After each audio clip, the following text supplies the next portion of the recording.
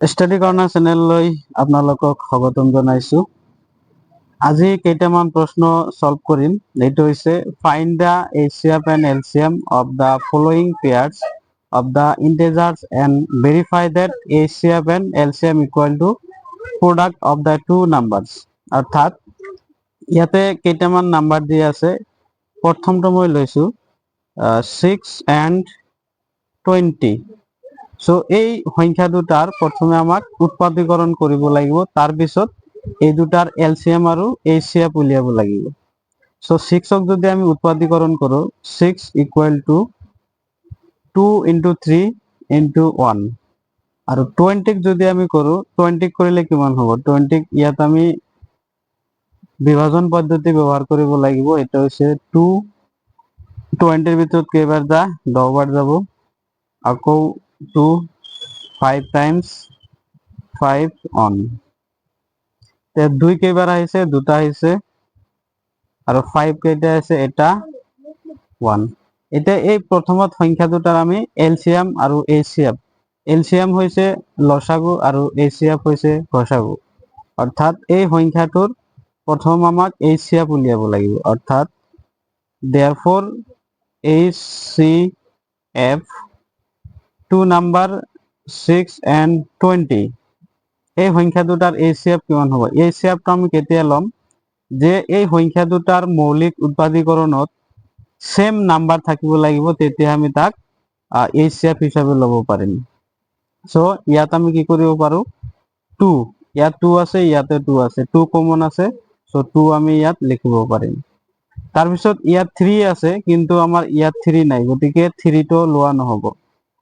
তাৰ পিছত ইয়াত 5 আছে, ইয়াত 5 নাই, সো ইয়াত 5 টো লোৱা নহব। 1 টো ইয়াতো আছে, ইয়াতো আছে, সো ইয়াতে 1 টো হ'ব আমাৰ। এতিয়া 2 আৰু 1 গুণ কৰিলে কিমান হ'ব? 2। তো এইচসিএফ কিমান আহিল? 2। এতিয়া আমাক উলিয়াব লাগে এলসিএম, অৰ্থাৎ লসাগু, লঘিষ্ঠ সাধাৰণ উৎপাদক। এলসিএম টো হ'ব LCM নাম্বাৰ অফ 620। এলসিএম টো আমি গোটেইবিলাক ল'ব পাৰো। ইয়াত আৰু এটা আমি সিহঁতৰ গুণফল হিচাপে যদি আমি প্ৰকাশ কৰো 5 into 1, ইয়াত 2 স্কয়াৰ হ'ব, সৰি 2 স্কয়াৰ। ইয়াত 2 ৰ পাৱাৰ 1 আৰু ইয়াত 2 ৰ পাৱাৰ 2, সো যেটো হাইয়েস্ট পাৱাৰ আহিব সেই হাইয়েস্ট পাৱাৰটো আমি সদায় লম। তো হাইয়েস্ট পাৱাৰ কিমান আছে? 2 স্কয়াৰ ইনটু ইয়াত 5 আছে, ইয়াত 5 নাই। এটো এলসিএমৰ ক্ষেত্ৰত থাকিলেও ল'ব লাগিব, নাথাকিলেও ল'ব লাগিব, সো আমি ইয়াত 5 টো ইয়াত ল'ব লাগিব। আৰু 3 ইয়াত আছে, কিন্তু ইয়াত নাই, গতিকে 3 টো ল'ব লাগিব। আৰু 1 টো এলসিএমৰ ক্ষেত্ৰত ল'ব নালাগে, সো এটো গুণ কৰি দিলে হৈ গ'ল। 2 কে স্কয়াৰ কৰিলে 4, 5 into 3, 4 আৰু 5 গুণ কৰিলে কিমান হ'ব? 20 into 3, 20 into 3 কিমান আহিব? 60। অৰ্থাৎ এই সংখ্যা দুটাৰ এলসিএম আৰু এইচসিএফ, এইচসিএফ কিমান আহিছে? 2 আৰু এলসিএম কিমান আহিছে? 60। তো আমাক ভেৰিফাই কৰিব দিছে যে HCF verify that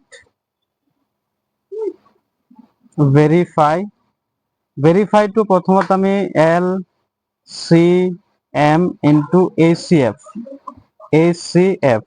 এটো ইনটু কৰিলে কিমান হয় প্ৰথমত চাব লাগিব। এটো ইনটু কৰিলে LCM টো কিমান? 60 আৰু HCF টো কিমান? 2। গতিকে কিমান আহিব ইনটু কৰিলে? 60 into 2 120। এতিয়া আমাক ভেৰিফাই কৰিবলৈ লাগে নাম্বাৰ, প্ৰডাক্ট অফ নাম্বাৰ, অৰ্থাৎ সংখ্যা দুটাৰ গুণফল। সংখ্যা দুটাৰ গুণফল হিসাবত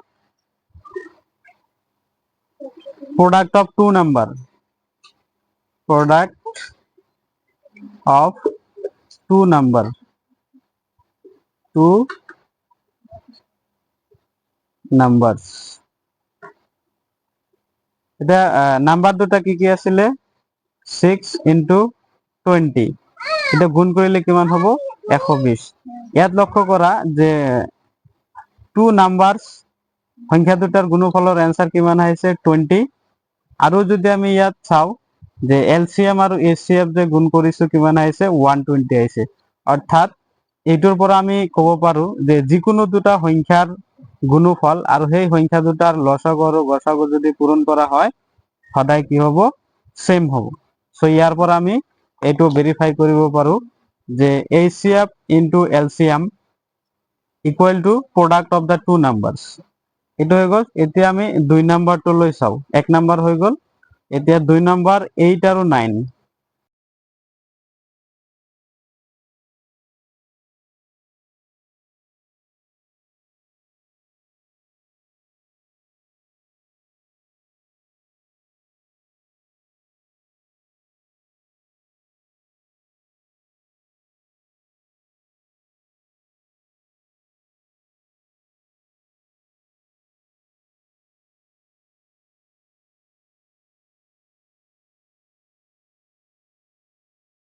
8 and 9। সো প্ৰথমত কি কৰিম, 8ক উৎপাদীকৰণ কৰিব লাগিব। 8ক যদি উৎপাদনকৰণ কৰা হয়, 2ৰে হৰণ কৰিলে 4, 2ৰে হৰণ কৰিলে 2, সো 2 কেইটা আহিছে 3টা, অৰ্থাৎ 2 এৰ পাওয়াৰ 3 ইনটু 1। এতিয়া 9ক যদি আমি গুণ কৰো, 9ক উৎপাদীকৰণ কৰিলে কিমান হ'ব, 3ৰে হৰণ হ'ব, গতিকে 3 3 গুণ 9। গতিকে ইয়াত আমি 9ক যদি উৎপাদীকৰণ কৰো, তো 3 এর পাওয়ার কিমান, স্কয়ার ইনটু 1। সো প্রথমত আমি কি করিম, এলসিএম উলিয়াম। এলসিএম বা এসিএম এটা উলিয়ালে হল HCF, নাম্বার দুটা 8 আৰু 9। সো ইয়াত কমন কি নাম্বার আছে, কমন নাম্বার এটাই আছে, সেইটো হৈছে 1। ঠিক আছে, কারণ ইয়াত 2 আছে, ইয়াত 2 নাই, ইয়াত 3 আছে, ইয়াত 3 নাই, গতিকে কমন অনলি 1 আছে। তাৰপিছত সৰি এইটো HCF হ'ব, এইটো HCF। তাৰপিছত LCM। LCM তো আমাৰ হাইয়েস্ট যেটো থাকিব পাৱাৰ, সেইটো লম এইটো 8 আৰু 9। হাইয়েস্ট পাৱাৰ কিমান আছে, 2 কিউব আৰু 3 স্কয়াৰ। 1 টো ল'ব নালাগে, গতিকে এইটো 8 আৰু 9, এই দুটা পূৰণ কৰিলে কিমান হ'ব, 72। তো আমি এতিয়া কি কৰিম যে LCM ইনটু HCF, এইটো আমি ভেৰিফাই কৰিব লাগিব। এইটো গুণ কৰিলে কিমান হ'ব, গুণ কৰিলে হ'ব আপোনাৰ কি আহিছে, HCF টো হৈছে 1 আৰু LCM টো 72, অৰ্থাৎ 72 ইনটু 1, এইটো ইনটু কৰিলে কিমান হ'ব, 72 হ'ব। এতিয়া product of the two number, product of the two number,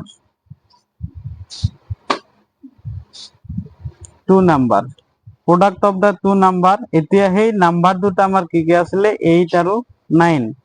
so 8 into 9, এটো গুণ কৰিলে কিমান হ'ব, 72।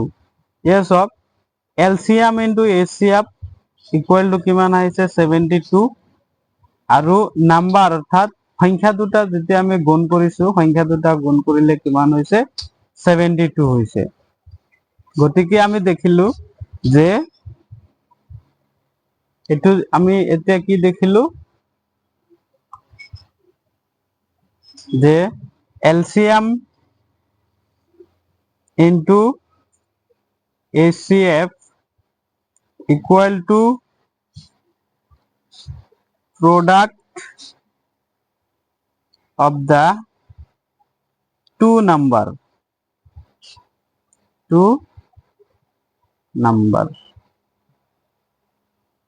গতিকে ইয়াৰ পৰা আমি এটা বস্তু শিকিলো যে যিকোনো দুটা সংখ্যাৰ লসাগু আৰু গসাগু যদি আমি উলিয়াও, লসাগু পূৰণ গসাগু সমান সমান সেই সংখ্যা দুটাৰ গুণফল।